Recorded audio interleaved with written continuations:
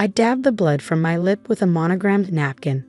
Ironic, since the S in Sterling Enterprises was technically my initial, not his. Around me, the crystal chandeliers of the Ritz-Carlton ballroom continued to sparkle, indifferent to the scene that had just unfolded. "And stay out." James's voice boomed across the marble floor. "Security, escort my ex-wife out. She's clearly had too much to drink." I hadn't touched a drop of alcohol, but that wouldn't matter to the society photographers eagerly capturing my humiliation. Beside him, Olivia, resplendent in a dress that cost more than most people's cars, smirked behind her champagne flute. "Poor Sarah," she cooed, adjusting her new diamond necklace. "Still can't accept that James has moved on to someone more suitable for his position." I stood slowly, feeling the eyes of Manhattan's elite watching this delicious drama unfold. The same people who had attended our wedding 12 years ago were now witnessing what they thought was my final fall from grace. "You know, James," I said quietly, reaching into my clutch, "it's interesting you mentioned position." "Remove her," he commanded the security team, but I was already pulling out my phone. Because I just received an interesting alert from the Sterling Enterprises system. I turned the screen toward him. "Someone tried to authorize a $10 million transfer to a private account." "Your private account?" His face flickered for just a moment. "Those are company funds." "My company funds." "Are they?" I smiled, despite my swollen lip. "Olivia, dear, has James explained exactly how Sterling Enterprises works? The ownership structure, the voting rights?" Olivia waved her hand dismissively, the 6-carat engagement ring catching the light. "James owns everything. Everyone knows that." "Everyone assumes that," I corrected, pressing another button on my phone. Around the room, phones started buzzing as the press release went live. But assumptions can be dangerous in business. James lunged for my phone, but he was too late. The damage was done. "Breaking news," someone read aloud. "Sterling Enterprises announces immediate leadership change. Founder Sarah Sterling resumes active control." "Founder?" Olivia's champagne glass froze halfway to her lips. "Did James never mention that?" I asked innocently, how I started Sterling Enterprises from my garage while he was still trading penny stocks. How I built it into a billion-dollar empire while he played golf and took credit for my innovations. "She's lying," James snarled, but his face had gone pale. "I built this company." "Really?" I pulled up another document on my phone. "Would you like to explain these patents? All in my name, or perhaps the original incorporation papers? The ownership structure you never bothered to read because you were too busy being important." The room had gone deadly quiet. Even the photographers had stopped clicking. "When we married," I continued, "I let you take the spotlight. You wanted to be the face of Sterling Enterprises. Fine. I had work to do anyway. Real work. But then you started believing your own press." "Security," James shouted again. But the team wasn't moving. They were all receiving new protocols on their devices, protocols from the real CEO. "Oh, and Olivia," I turned to his new wife. "That necklace you're wearing? The one James said was from the company vault?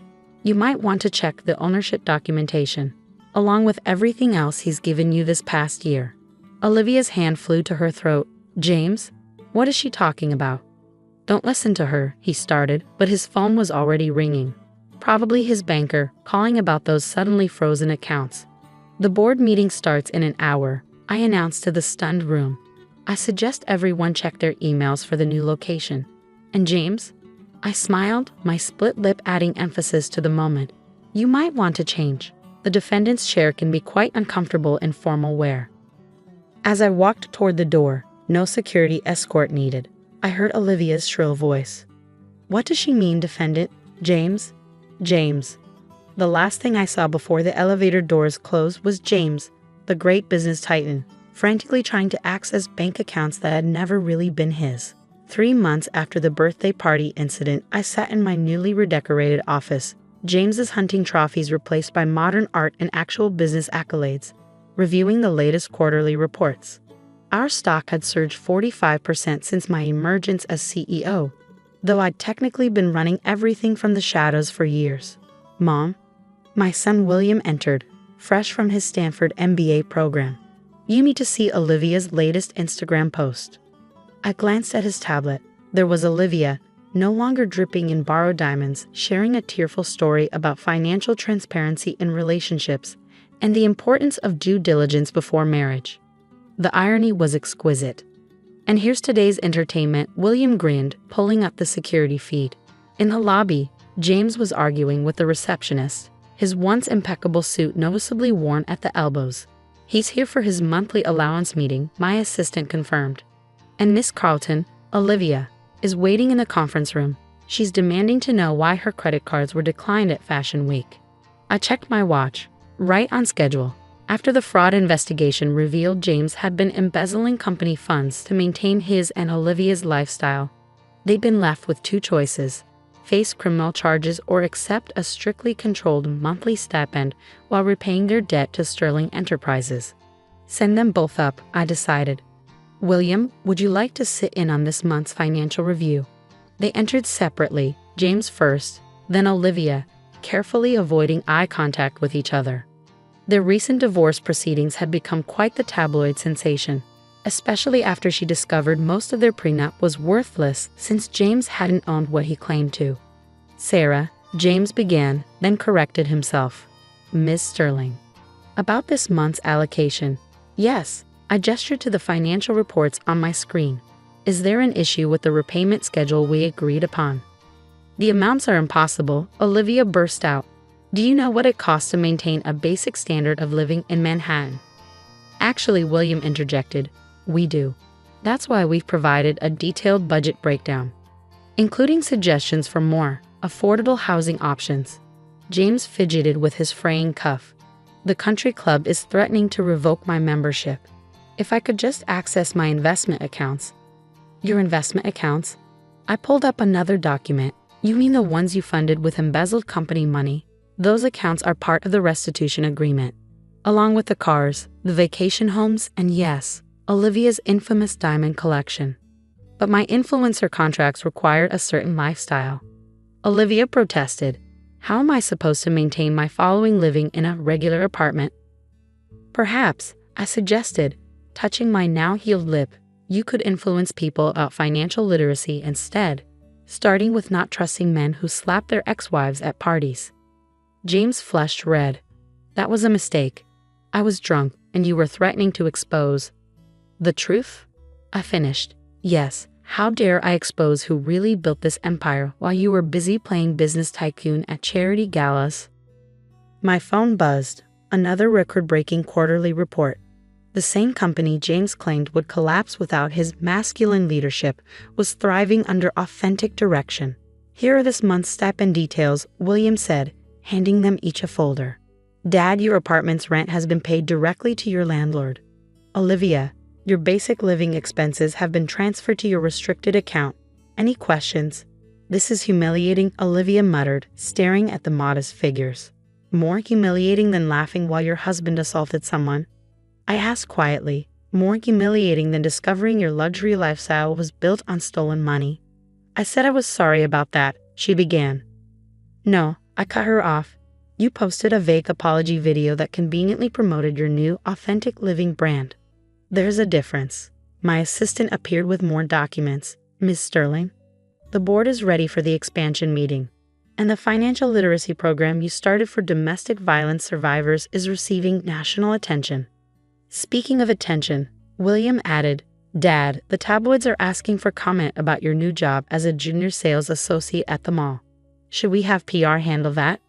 James's face crumpled. The man who once commanded boardrooms was now selling suits to actually successful executives, some of whom had once feared his borrowed power. The stipend agreements stand, I concluded. Same time next month. And James, Olivia? Try to remember, some fortunes can't be stolen or married into. They have to be earned. 6 months later, I watched through my office window as James pulled up to Sterling Tower in his used Honda Civic, a far cry from the fleet of luxury cars he once claimed as business expenses. The security footage showed him hesitating before entering, probably remembering how he used to stride through these same doors like he owned them. Mom? William appeared with his tablet. Olivia's launched her new YouTube channel, Living Authentically After Luxury. The comments are interesting. I glanced at the video. Olivia, in noticeably less designer clothing, talking about learning hard lessons and the price of willful ignorance. Her once $1 million apartment backdrop had been replaced by a standard city rental. Speaking of lessons, William smirked. Dad's sales numbers came in from the mall. Apparently, he's struggling to meet quota. His manager says he keeps trying to explain business strategy to customers who just want to buy suits. My phone lit up with a message from James. Please, can we revisit the stipend? The mall job isn't enough. I never meant to. Before I could respond, my assistant showed me the latest social media trending topic. James had been recognized by a former Sterling Enterprises executive while working his sales shift. The photos were everywhere. The mighty fallen, measuring inseams for commission. Ms. Sterling, my assistant said as she entered, the Domestic Violence Foundation is ready for your speech, and Mr. Sterling's request for additional funds was reviewed by the compliance team. Let me guess, denied. I touched my cheek, where the memory of his slap had faded but the lesson remained sharp. Actually, they suggested reducing his allowance as he's not meeting his restitution payment schedule. Through the security feed, I watched Olivia enter the building for her monthly review. Her designer handbags had been replaced by department store brands, her step less confident without the borrowed wealth she'd once wielded like a weapon. The board meeting starts in 10 minutes, William reminded me. Should we tell them about Dad's latest attempt to access the frozen accounts? No need, I replied, watching James fidget in the waiting area. I think everyone's seen enough of his financial expertise. My phone buzzed with another notification. Sterling Enterprises had just been named one of the most ethically run companies in America. The same business James claimed needed his strong hand was now a model of corporate responsibility. Ms. Sterling? My assistant reappeared. The new ethics training program is ready to launch. We're using the birthday party incident as a case study in workplace violence and financial fraud. Perfect, I smiled. Make sure every employee understands that success isn't built on intimidation. After all, real power isn't in the slap. It's in the recovery. And as I prepared for the board meeting, I thought about all the powerful men propped up by stolen success.